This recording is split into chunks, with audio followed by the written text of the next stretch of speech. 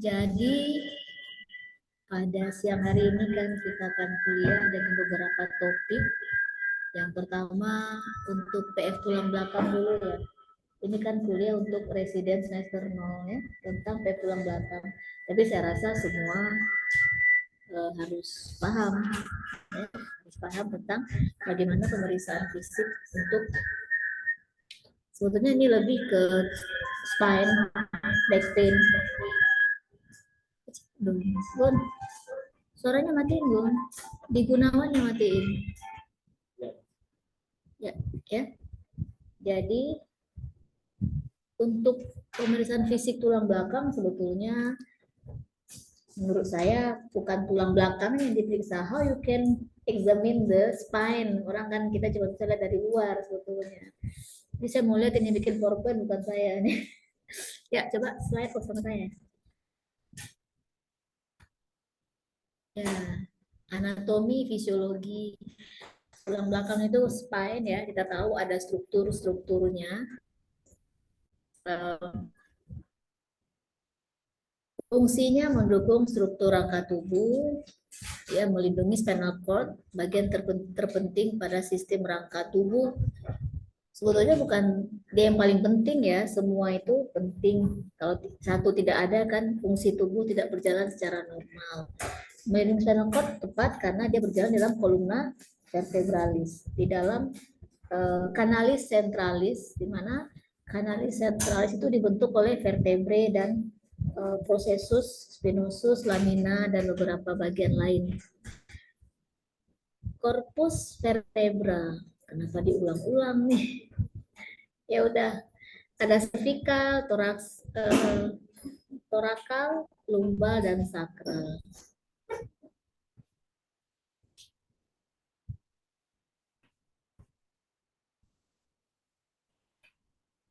Ya, slide.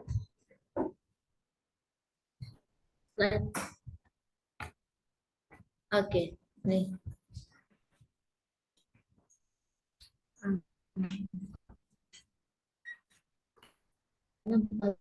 Saya bingung aja. Ini kan kita lihat sendiri ya, ada struktur ini struktur medula spinalis. Ya, ada gray matter, ada white matter. White matter ini cortex, gray matter ini medula. Cortex ini punya fungsinya di medspin. Ada fungsinya sama seperti di otak, ada pemetaan fungsi yang kamu harus tahu, ya. Dan dia letakkan tidak hanya berdasarkan fungsi, tapi berdasarkan bagian yang dipersarafi. Ya. Ini ada pemetaannya di sini, CTLS cervical, makin dia keluar itu dia makin ke bawah. CTLS itu cervical, torakal, lumbal, dan sakral. Makanya kalau ada ya ada lesi di torakal, ya ada lesi di cervical, menekan dari luar, maka yang lemah duluan itu justru kaki. Kenapa? Karena dia gini deh, ini C di sini nih, cervical, torakal, lumbal, sakral. Paling luar tuh lumbosakral. Jadi kalau ada massa menekan dari luar medspin, walaupun di cervical, maka yang akan lemah duluan adalah lumbosakral. Makanya kalau ada pasien dengan kelemahan tungkai, kita nggak bisa langsung mengatakan, oh MRI lumbosakral, belum tentu. Kalau kelemahannya karena ditekan dari luar eksternal, yang yang lemah duluan kaki. Itu sering tuh kita salah. Kecuali tetraparesis. Kalau sudah tetraparesis, lesinya pasti di cervical. Mau menekan, kalau dia menekan dari luar, berarti menekan sampai ke tengah. Apa? Kalau otonom itu bagian paling tengah dia di met.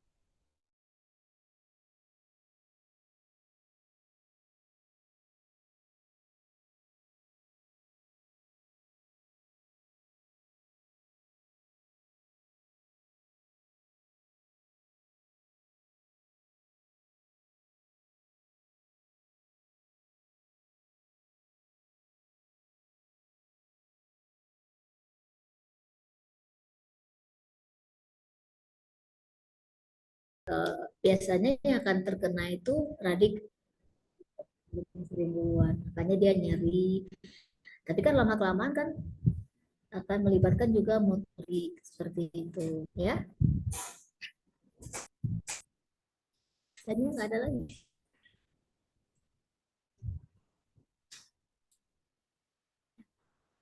Sistematika pemeriksaan tulang, pemeriksaan punggung, melihat, meraba, dan meminta pasien melakukan gerakan-gerakan tertentu. Inspeksi apa yang kita lihat? Sebetulnya inspeksi itu dari pasien masuk deh, dari dia buka pintu, dia jalan ke meja pemeriksaan, kita udah lihat itu, oh, dia berjalan dengan membungkuk. Karena kalau dia berjalan tegak, nyeri. Atau dia berjalan tegak, kalau bungkuk dia nyeri. Atau dia pincang, atau kakinya kelihatan ada yang terseret, atau dia mengangkat kakinya tinggi-tinggi. Itu inspeksi. Inspeksi hanya kita lihat punggung dari belakang, no, dari mulai pasien masuk. Dia, apa yang dia pegang, ya, dia pegang pinggang, dia pegang kepala, dia pegang lehernya, itu menjadi bagian dari inspeksi. Cara dia berjalan, apakah dia miring, apakah jalannya lurus atau jalannya pincang, ya. Ada kelemahan akan terlihat, misalnya kalau dia drop foot akan mengangkat kaki dan kaki. Tapi yang diperhatikan pada pasien LB itu berjalannya akan lebih membungkuk, berarti kalau ekstensi dia akan sangat nyeri. Makanya dia memilih postur yang uh, sedikit forward tuh misalnya. Seperti itu. Kemudian baru inspeksi ke, sebetulnya I don't have to teach you about it, right? Because you can see in my YouTube kan, ada tadi YouTube ini kan, kita minta diajarin. Harusnya kita tinggal bertanya nih, oke, kita tas ya, palpasi. Apa yang diraba untuk palpasi pada tulang belakang? Apa kira-kira?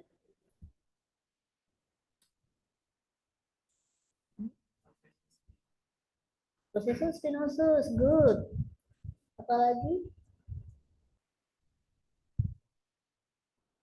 Dorsus, nggak bisa di spine yang normal. Ya, gibus boleh, gibus. Spine yang normal kita akan meraba apa? Processus spinosus. Apalagi? Hah? Curvatura vertebrae, good. Apalagi? Spinosus dengan corpus raba itu. Coba balik ke gambar. Ya, ya kan? Spinosus tengah-tengah, corpus kamu miring sedikit, agak ke samping. Apalagi bisa teraba pada spine palpasi.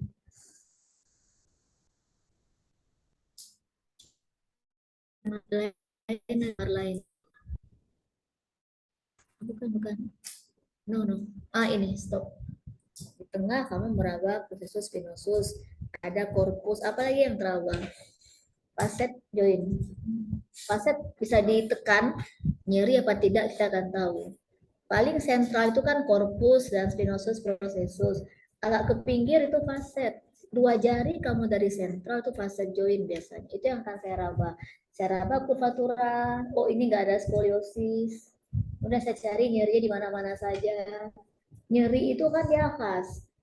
Nyeri itu paling sering kan di lumbosakral. Kalau ada nyeri di torakal, saya akan curiga apa TV. Kan korpus torakal itu jarang nyeri. Kenapa dia stabil? Kalau lumbosakral dia nggak stabil, nggak ada poste yang menahan dia. Dia sangat mobile. Dia sering mengalami proses degenerasi karena dia mobile. Tapi kalau nyerinya lebih ke atas, itu kan kalau nggak fraktur, infeksi atau keganasan, nyeri pada torakal jarang degenerasi. Tapi proses degenerasi pada torakal karena dia statis, dipegang oleh apa? Kenapa dia statis torakal? Pandai-pandai orang nih, Bun. Saya kalau gini kan semangat saya ngajar. Presiden jangan kalah ya. Tidak mobile enggak? Mobile. Makanya dia sering mengalami degenerasi. Torakal enggak, yang pegang itu poste. Kalau nggak karena trauma, infeksi, keganasan dia nggak nyeri. Lumbosakral degenerasi, dia kan mobile banget. Kamu ngapa-ngapain aja kan lumbosakral yang twist, maka dia mudah untuk mengalami degenerasi. Oke. Nah, kalau pasien itu, oke, kembali ke PF-nya tadi, inspeksi, coba balik. Ya, inspeksi kalau langsung ke itu, langsung ke punggungnya ya tadi ya, kurvatura akan kelihatan ya, posisinya ada deformitas atau tidak, ada gibus tadi itu juga akan kelihatan ya, skoliosis akan nampak, kalau dia berdiri akan miring itu kelihatan. Palpasi yang saya katakan tadi, diraba sampai ke bawah, kemudian ditekan, diraba, ditekan, dicari di mana yang nyeri, ya. Kemudian palpasi apalagi yang dicari? Nyeri pada diskus, discogenic pain, dia akan nyeri di daerah sentral, itu memang di daerah sentral, karena kan diskus kan di situ. Tapi tidak menjadi patok nomor yang menambah referensi kamu untuk mendede aja sebetulnya. Oke, apalagi palpasi?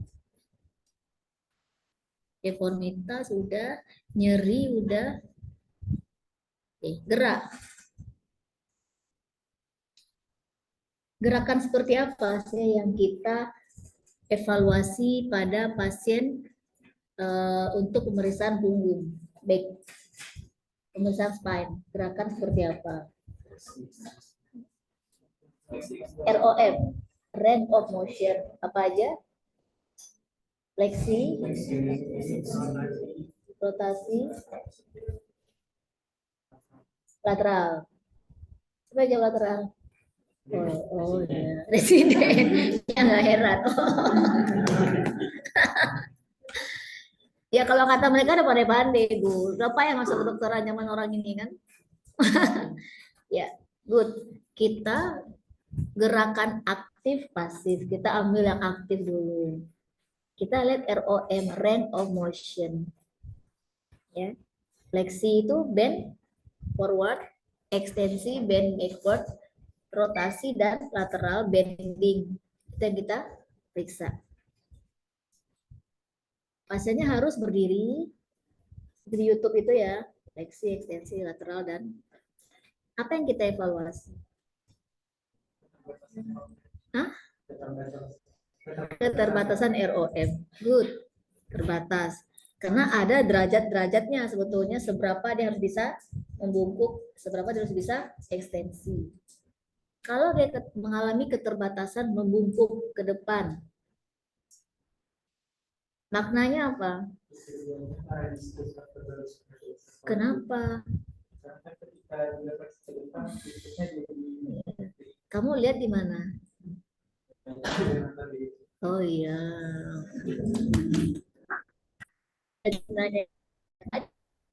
Saja. Buat saya senang nggak kalau bisa membuat konsep, dia belajarnya konsep. Ya. Kalau dia menunggu ke depan, maka yang ada itu kan diskus. Jadi diskus akan menekan ke ya, kalau match spin, tapi kalau LBP kan kalau dari equina ke bawah nyeri akan muncul. Kalau dia ekstensi lebih nyeri, biasanya patologinya di faset. Kamu pernah lihat faset? Pernah lihat faset joint? Sendi yang terbentuk antara kan proses coba lihat di sini. Nah, di sini mana faset joint? Mana? Ya kamu benar. Kamu benar. Yang mana kalau di sini?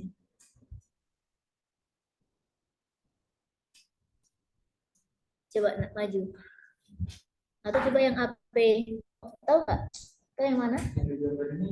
Yang apa? Yang AP. Yang AP. Yang naik ke atas. Ini emang nggak nampak kalau di sini. Saya nampak tapi nanti. Yang satu lagi, gambar satu lagi. Kalau di sini ini yang fasetnya, Dek. Nih. Ini faset kan. Kalau diberdirikan kan dia kiri kanan. Ya, ini ya, ini faset, ini faset. Ini faset itu kan kayak lutut, superior, inferior. Lutut kan kalau superior apa? Femur, inferiornya tibia. Kalau faset, facies articularis superior dari vertebra yang ada di bawah dan facies articular inferior dari vertebra yang ada di atasnya. Coba naik ke atas. Mana?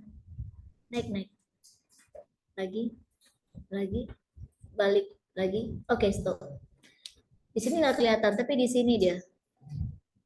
Di daerah belakang sini. Dia agak di posterior. Ada yang lain nggak gambarnya? Nah, ini yang bikin PowerPoint fase itu penting kamu visualisasikan karena itu yang sering jadi masalah. Oh, ini besar, ini nampak. Ini juga besarkan. Ini besarkan. Di zoom.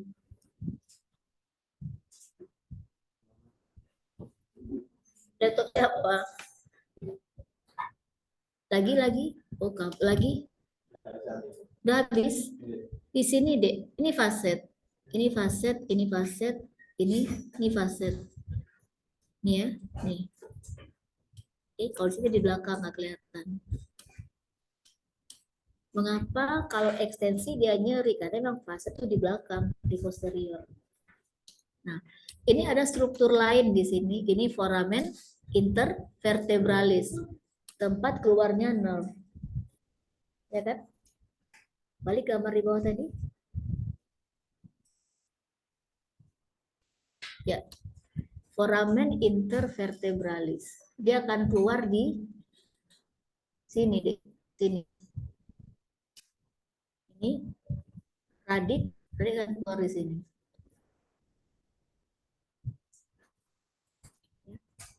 Mana ya gambar yang bagus lagi deh. Gak ada gambar yang bagus lagi. Nah, ini nampak nih faset balik. Nah, ini faset itu di sini kira-kira. Ini ya, kemudian di sini. Kemudian di sini. Oke, balik ke yang ada foramen intervertebralisnya. Ini gambarnya nggak ada yang lengkap. Coba lagi. Stop, jangan naik.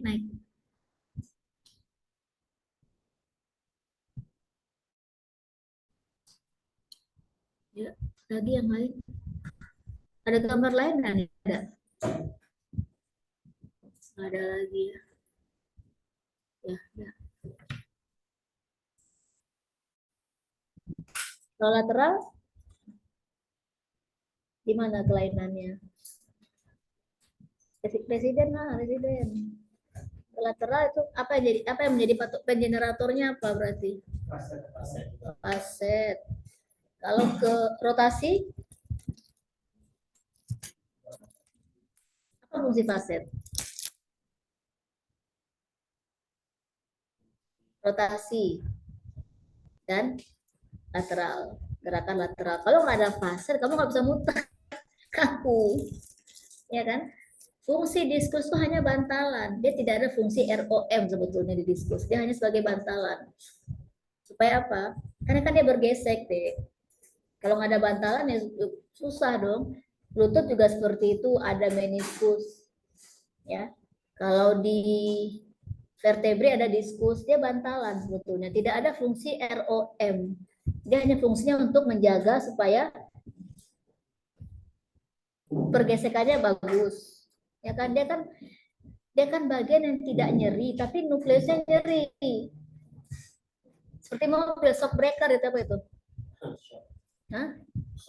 Ya, kalau nggak ada itu, ya kamu kaku. Gitu. Kalau faset fungsinya untuk gerakan tulang belakang memang. Ya, oke. Gerakan pasif, apa contohnya itu? Gerakan aktif pasif. Kita yang gerakkan. Apa yang dilihat?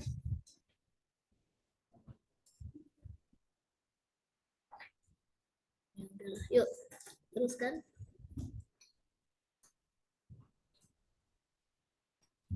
Ya, terus.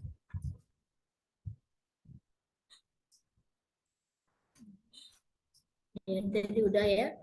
Terus inspeksi umum, nah ini. Kalau skoliosisnya berat, emang akan terlihat ya. Tapi kalau tidak berat, kamu harus raba. Ya, slide.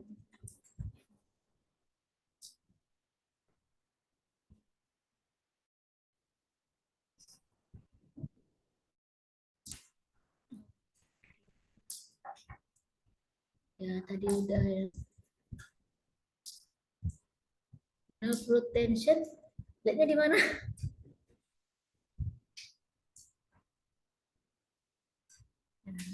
Ya, ya.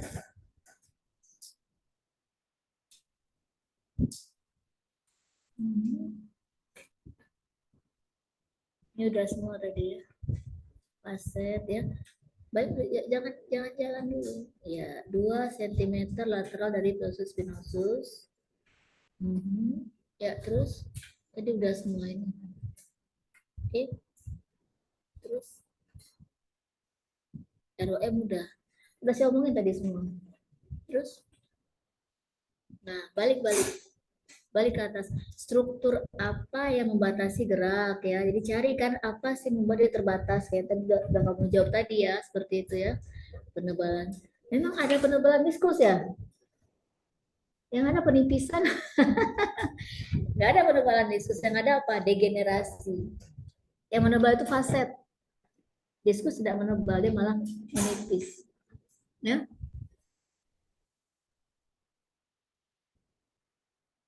ini baca di mana nih? Terangkan fleksi. Apa dari mana nih bikinnya seperti ini presidennya? Yang bikin presiden ini kan?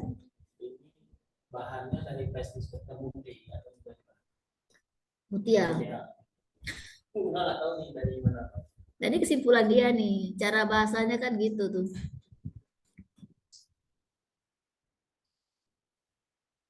Fleksi kok semifase. Ya udahlah. Yuk, ini sesat juga dikit. Oke, udah dulu saya bilang tadi kan. Terus ini fleksi. Ini nampak ya. Harusnya kan rata itu punggungnya. Saya sering nampak di situ tuh waktu dia bungkuk nggak rata. Kiposis. Terus,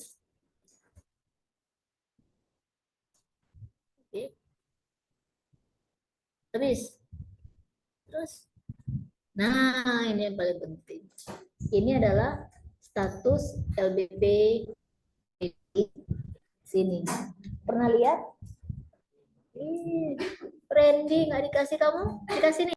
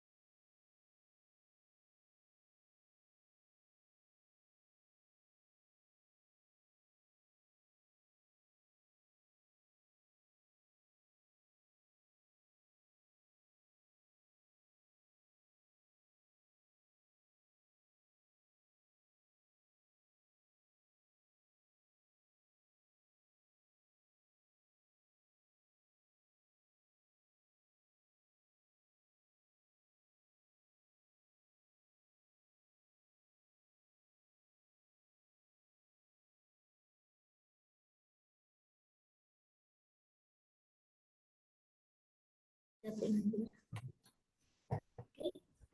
Slide berikutnya. Ini Penditech. Untuk menyingkirkan ini neuropathic pain atau bukan. Nanti kamu belajar ya gimana pakai Penditech slide. Oke, slide. Lagi. Ya, lagi. Ini kuesioner saya nih lagi dibuat supaya lebih mudah digunakan. Slide. Lagi. Lagi.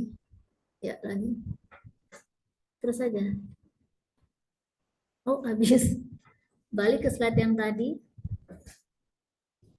Nah, sebetulnya pada yang tadi yang ada ROM dan ada ini ROM satu lagi. Enggak, yang sebelumnya. Oke. Dari dua slide ini tegak diagnosis secara kasar sebetulnya. Let's see. Pasien nyeri punggung bawah ya, menjalar sampai ke tumit. Ada keluhan seperti kesetrum listrik kayak panas, terbakar. ROM-nya terganggu waktu dia hiperekstensi. Ya, nyeri sampai ke tumit. Kira-kira kemana arah diagnosis kamu? LBP dengan radicular pain, terus et causa, foraminal stenosis. Pandai-pandai kok yang sebelah sini. Atau sana malu-malu bersuara. Oh, ada dengar di Bella Gunawan. Namanya cewek ya. Ya. Kenapa dikatakan foraminal stenosis? Karena memang sesisi dan jelas itu menekan radik. Foramen tempat lewatnya radik. Foraminal stenosis et causa bisa facet, bisa diskus. Tapi karena di ekstensi nyeri, facet. Itu segampang itu deh. Dan itu akan banyak kamu jumpai. Kalau fleksi dia nyeri, ada radicular pain. Mungkin nggak river pain sekali dengan river pain. Sangat mungkin. Let's see itu facet. Nyeri river pain itu terjadi karena facetnya mengalami peradangan, atropati. Dia nyeri, tapi nyerinya river pain. Yang membuat muncul radicular pain karena apa?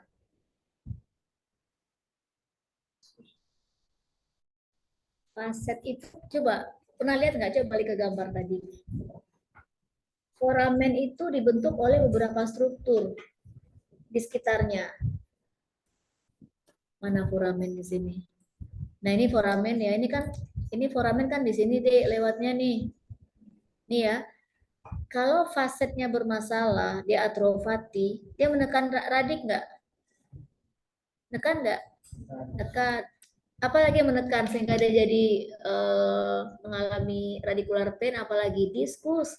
Kalau menekannya ke lateral begini, radik kena. Kalau menekannya ke sentral, radik yang di bagian sentral yang belum keluar dari foramen.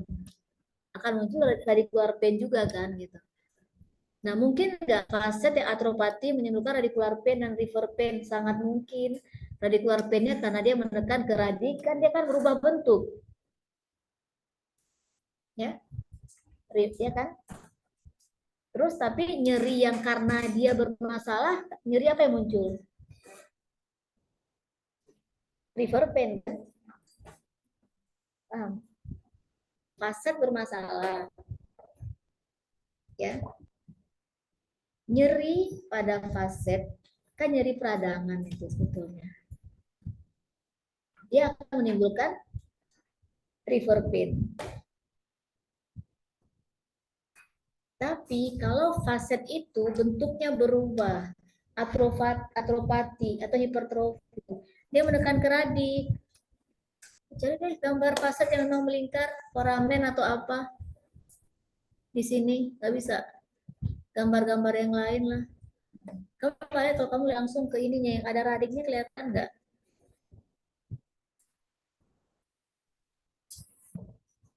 Maka dia menekan ke radik. Muncul nggak radicular pain? Muncul. Jadi ada dua jenis nyeri sekalian. Makanya kalau di IPM tuh saya paling sering menyuntiknya faset. Hilang nggak? Kalau hilang ya berarti itulah sumber nyerinya.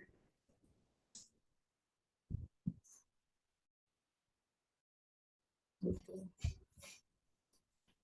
Belum paham? Dari matanya belum paham, cari Dokter Gunawan.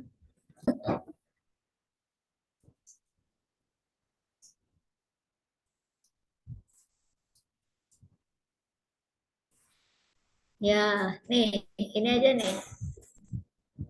Ini udah berhenti aja, nggak usah cari lagi. Ini deh, diskus. Ini foraminal intervertebralis. Radik lewat di sini deh, keluar di sini dia nih. Mana ada nggak yang gambar radiknya kelihatan? Mana radiknya? Ini kan bagus nih, di stop aja nih, nggak usah dibuka. Oke,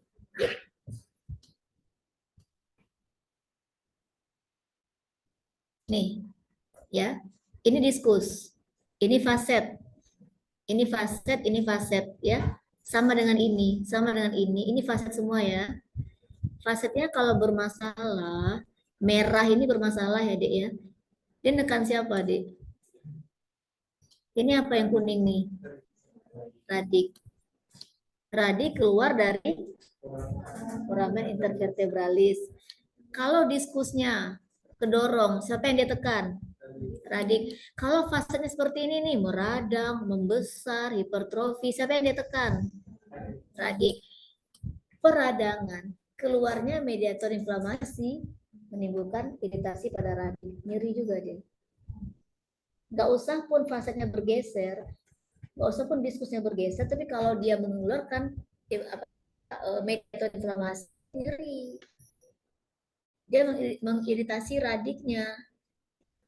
Muncul nggak radikal muncul. Jadi udah paham nggak sekarang kenapa faset bisa bikin dua nyeri? River pain karena apa? Faset itu sendiri kan, tapi back pain-nya lebih berat. Radikular pain-nya karena apa? Hah? Kan tadi. Udah paham? Nah itu lagi tuh dong. Gimana yang bilang paham? Coba jelaskan kembali.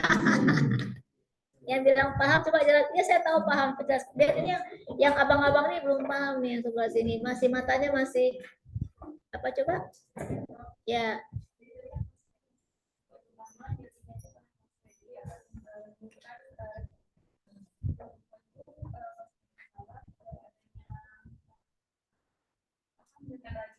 bentuknya berubah hipertrofi atau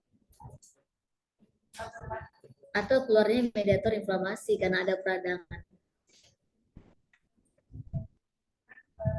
Ya, paham?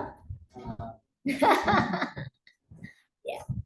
Jadi fase itu paling ya, saya akan coba kenapa fase itu paling dikorbankan. Ya kamu lihat ya. Ini bagus nih gambarnya.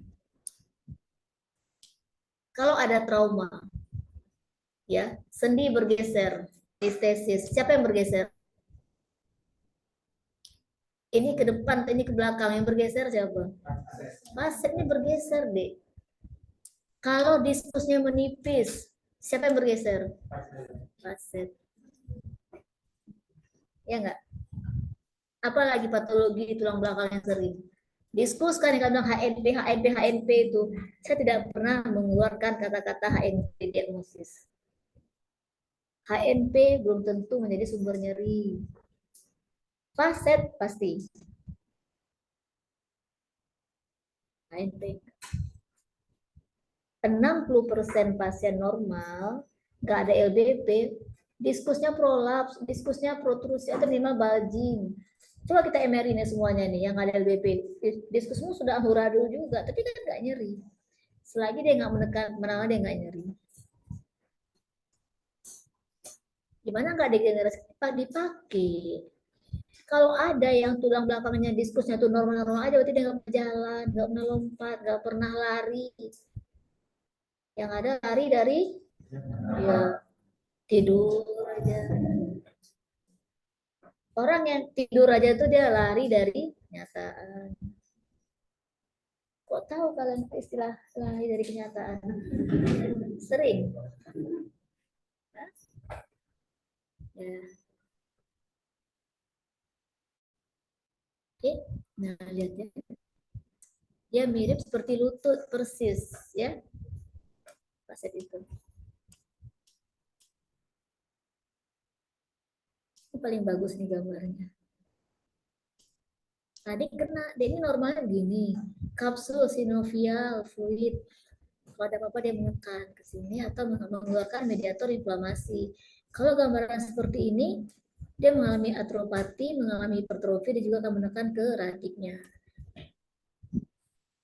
Pasien yang mengalami peradangan, saat dia sembuh, dia mengalami hipertrofi.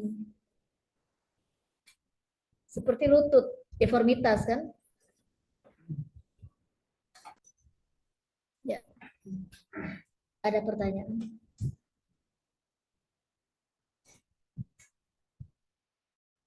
Oke, TM saya tanya. Pasien datang dengan nyeri nih. Apa yang kamu tanyakan pertama kali? Kelompok kanan. Kenapa nggak boleh gabung-gabung laki? Itu lebih semangat ya, untuk laki. Ini memisahkan diri. Ada yang ganteng nggak di sini? Ya, ini IG live ya. Yuk, saya kanan. Apa? Enggak lah. Pasien datang nih dengan nyeri ke IGD. Apa yang kamu tanyakan pertama kali? Belum. Belum. Skor nyeri. Pak sakitnya apa? Pinggang berapa skor nyerinya? Enggak ini untuk itunya ya, untuk PF ya. Itu kan anamnesis tuh. Untuk PF-nya sorry ya, kalian juga benar sih gimana tuh benar. Untuk PF-nya pertama skor nyeri, yang kedua jenis nyeri. Bagaimana menentukan skor nyeri udah tahu ya? Udah tahu. Adekku kemarin kuliah sama saya timnya. Jangan nggak ada. Bagaimana menentukan skor nyeri udah tahu ya? NRS, ada FAS, ada Airflap, ada Wong-Baker Faces Scale. Kalau FAS gimana cara mengukurnya? Hah? Salah. Tuh kesalahan berjamaah. Oh ini IG live ya. Wong-Baker Faces Scale. Kalau melihat wajah. Visual analog scale bukan wajah. Tapi apa nih?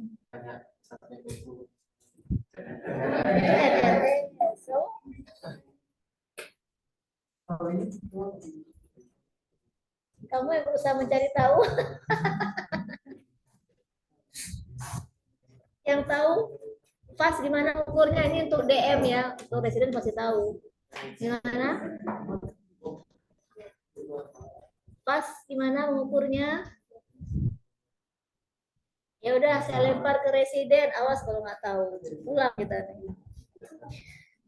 Gimana mengukur pas? Dini. Din, gimana Din? Ditunjuk. Salah. Itu apa ditunjuk?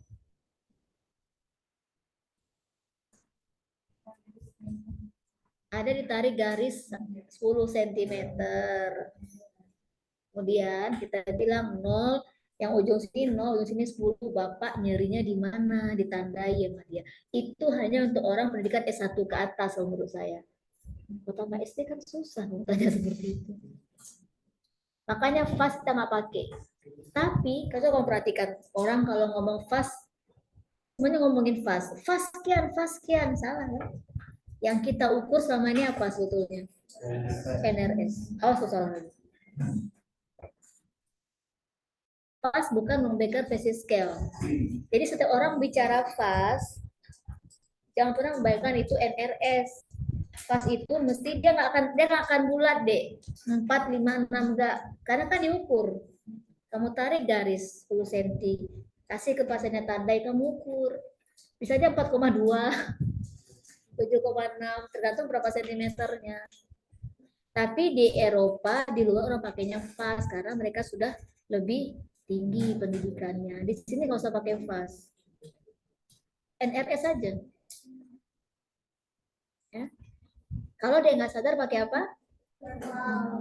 Siapa tim bilang air flag? Siapa? Ya nggak apa-apa, bagus. Apa itu air flag? Coba gimana merisa air flag? Gimana deh, coba ceritakan secara kasar aja gimana air flag. Kan di GD sering tuh diperiksa. Gimana? Oh aja. Air flag pakai oh ya ya. Terus Atre.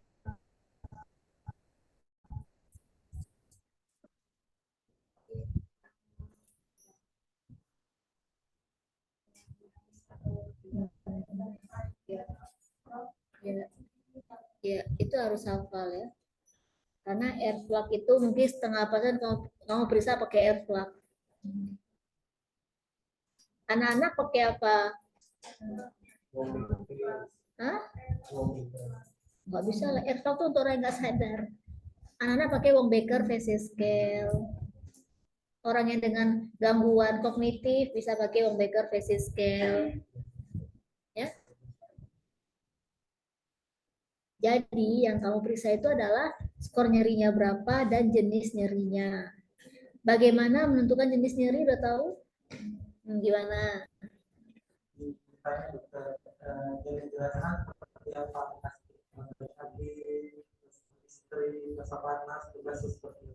Kalau ada?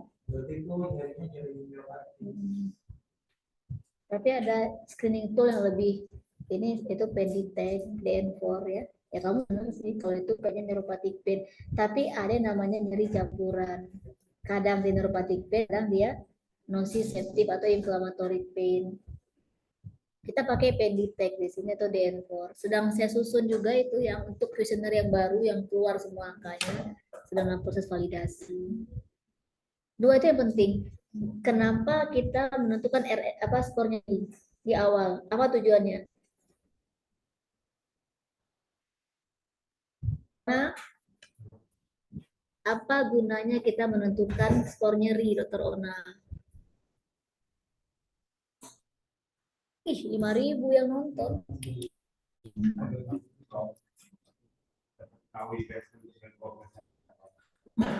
Baseline-nya, habis itu emergensinya seberapa. Nyeri banget, kamu beda obat yang kamu pakai kan dengan nyeri yang ringan. Ya. Yang kedua gunanya untuk menentukan efektivitas obat ya. Kita nggak tahu skor nyeri awalnya berapa.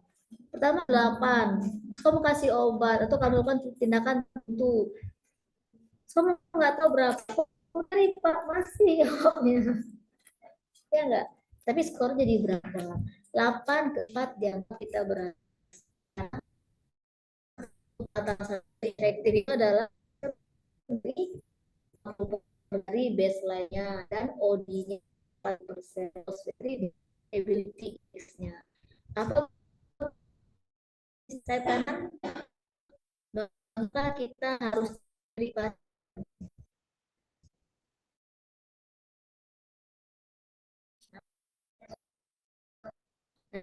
Carolina. Kamu kasih apa?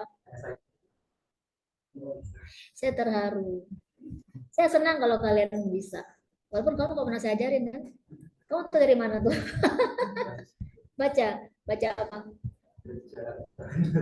Baca banyak baca. Nggak pernah lihat IG. Pernah lihat IG live saya misalnya, coba kamu tonton sekali ya Instagram saya. Itu ada dari cancer, gimana cara cepat menentukan nyeri neuropatik, ada tuh di bawah-bawah, coba kamu scroll ya. Tetap iklan. Yeah, good. That's the concept. But when you treat the patient, not as simple as that. But good, kamu udah punya konsep. Banyak dokter tuh masih salah ngasih obat anti nyeri. Dia nggak menentukan jenis nyerinya. Dan baseline perlu, terus jenis nyeri perlu. Itu sudah modal. Ya. Yang lain paham kan ya? Cuma dia karena dia ngomong duluan aja, kan juga tahu kan? Tahu? Kamu? Tahu dikit? Oh belum, ya nggak apa-apa kamu. Ya banyak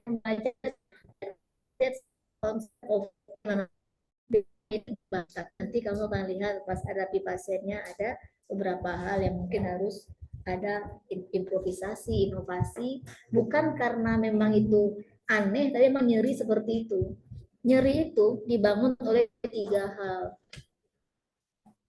Yang kronik ya, sensorik, motivasi, kognitif. Kok kamu tahu? Oh, kasih ya. Memorinya kuat banget kan? Motivasi, kognitif itu 2/3 kan? Sensorik 1/3. Kalau ada pasien chronic pain datang ke kamu nih, datang terus sembuh kamu kasih obat. Itu bukan karena obat kita murni, karena dia mampu men-encourage yang 2/3 tadi secara mandiri. Motivasi kognitifnya sudah tepat, kamu tinggal kasih obat untuk sensoriknya. Nah, kalau kita gagal, obat sudah optimal, kamu pasti sama kayak yang tadi, 2/3-nya adalah masalah motivasi dan kognitifnya. Kamu sudah itu semuanya, baru kamu bisa menerima nyeri kronik dengan komprehensif, dan hasilnya biasanya jauh lebih baik daripada kamu hanya taunya kasih obat udah selesai. Chronic pain tidak selesai hanya dengan obat, karena sudah banyak mekanisme kan, ada neuropatik, ada mixed pain mungkin, ada sensitisasi perifer, ada sensitisasi sentral, itu udah panjang ceritanya. Ada keterlibatan biopsikososial, udah banyak jadinya. Jadi kamu harus lihat ketiga itu. Kalau kamu berhasil, itu berarti dia mampu mandiri itu, men-encourage sendiri komponen motivasi dan kognitifnya. Kalau kamu gagal, lihat yang 2 itu. Oke, ada pertanyaan?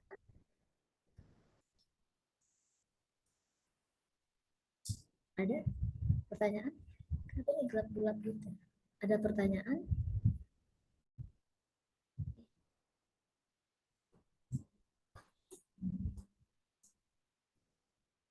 Nggak ada? Udah ngerti?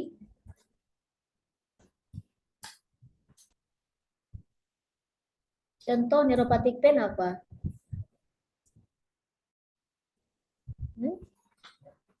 Apa? Yang paling rajin nih, apa nih kayaknya paling rajin mencatat. Apa contoh neuropatik pain dalam klinis? Yang tanya presiden. Kalian di depan saya pun apa? LBP dengan radicular pain. Good. Kok tahu kamu? Oke, good. Pernah ikut saya? Ngarep. Apalagi contohnya, ikut sayap kiri. Neuralgia trigeminal. Apalagi sayap kanan. Belum. Kan kanan, kamu kiri. Apalagi? Hah? Apalagi? LBP dengan radicular pain, neuralgia trigeminal, apalagi? Hah? Apa? Ayo. Apalagi contoh neuropatik pain yang sering kamu lihat? Itu kan catat apa, Dek? Catat apa tuh? Mencatat apa? Ah, CTS. Apalagi? Lagi neuropati DM. Kanan. Ah, TTL. CTS tadi udah. Apalagi? Apalagi?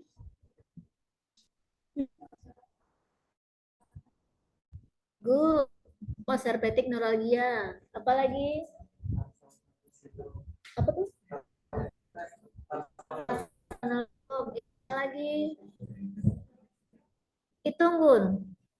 Mana lebih banyak jawaban yang benar? Apalagi? Udah sama yang seimbang ya? Hah? Apa? Tadi ya, setika itu semakin sebetulnya. Apalagi belum ini belum jawab untuk giliran yang sayap kanan. 1, 2, ah, udah tadi. 2, 3, pindah. Iya.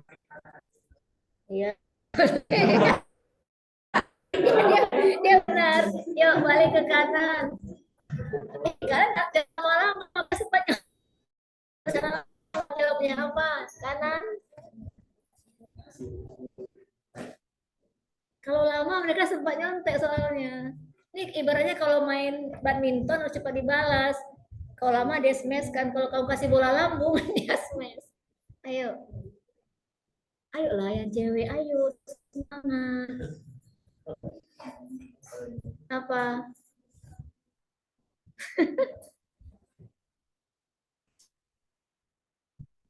Hah? 1, 2, 3. Lempar nih, lempar. Yuk. Apa? Cancer pain. Good, pindah.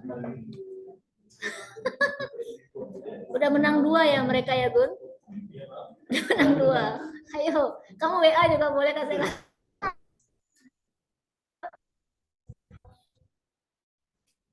Ya. Apa yuk? Ayolah. Nyontek itu bisa. Search apa kita? Apalagi contoh nyeri neuropatik. No, bukan. Yuk, pindah. Beda.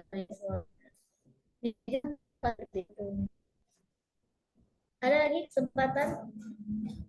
1, 2, 3. Residen kelompok penengah yang belum disebutkan. Hah? Ya, bisa.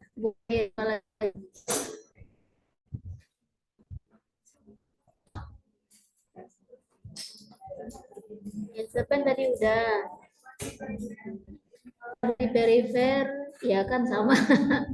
Ya, bolehlah. Boleh. Apalagi yang belum disebutkan contoh-contoh nyeri neuropatik. Trauma medspin ada ya, lesi medspin ya, trauma medspin, apalagi? Ya, post-stroke pain, good. Termasuk central neuropathic pain ya, post-stroke pain, apalagi? Yang PHP ya, yang sifatnya neuropatik. Central post-stroke pain, CPSP. Apalagi? Dia lebih ke inflammatory pain. Tapi bisa lama-lama jadi chronic pain, tapi bukan neuropatik. Chronic pain yang sifatnya nanti lama jadi sensitisasi sentral. Yuk, apalagi?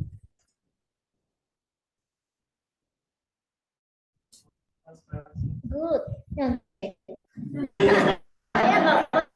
yang penting baca. Apalagi MS tuh neuropathic pain. Ada lagi nggak? Masih ada? Ya, MS itu neuropathic pain. Lagi? Halo, Za? Ya, Za? Ya, ya. Tadi kan ada katanya ada berkas etik yang diantar ke sini. Jadi satunya Guru-guru ya. anaknya. Ya. Nanti Ibu ke situ.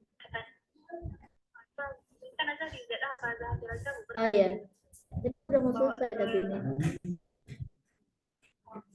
Ya udah ambil aja boleh juga. Iya. Tiga. Apalagi?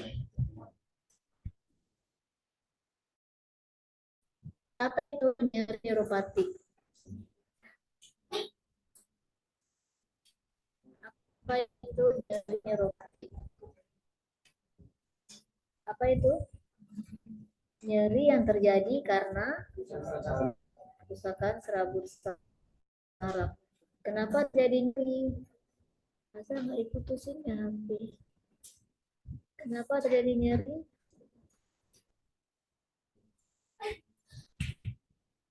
Kenapa? Kenapa kerusakan saraf menimbulkan nyeri?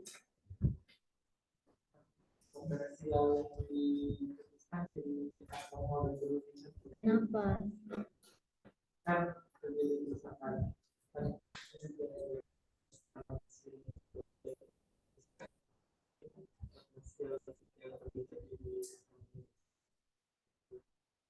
Kuncinya di kerusakan. Setelah kerusakan saraf apa yang terjadi?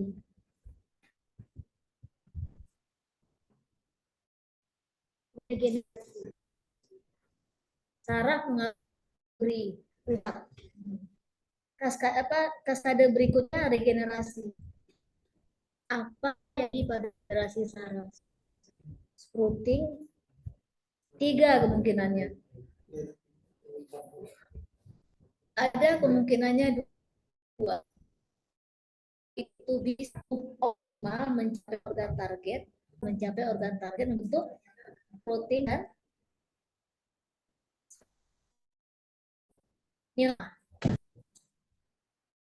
Protein dan neuroma menjadi tempat tumbuhnya kanal ion yang banyak sekali. Normalnya kalau lesinya sarafnya tumbuh sampai optimal hanya ada mungkin 100 kanal ion.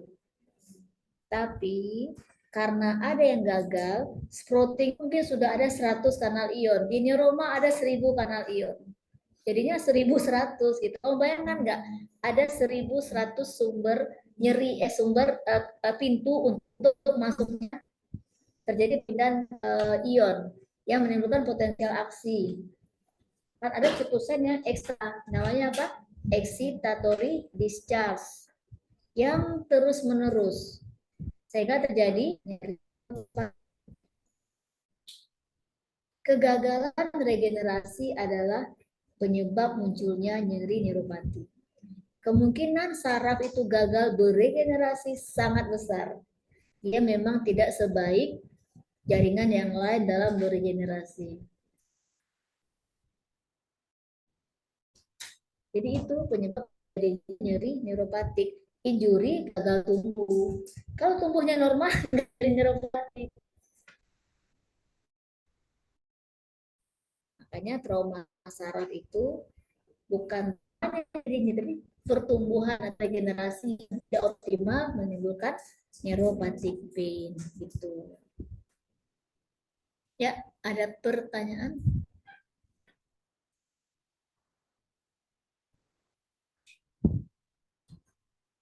Ada pertanyaan?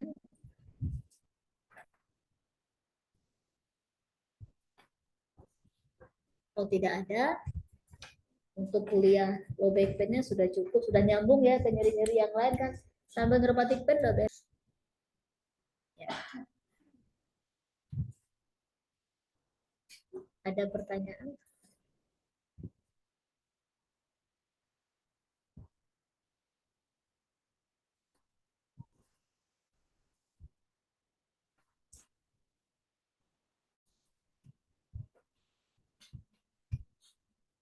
Ada pertanyaan? Sebelum kita akhiri. Tidak ada? Sudah paham? Atau masih melayang? Ada yang bawa charger iPhone? Silakan.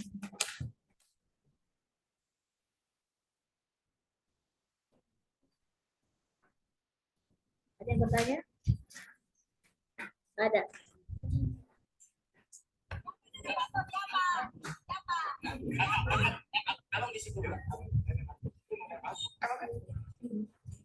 Kalau tidak ada,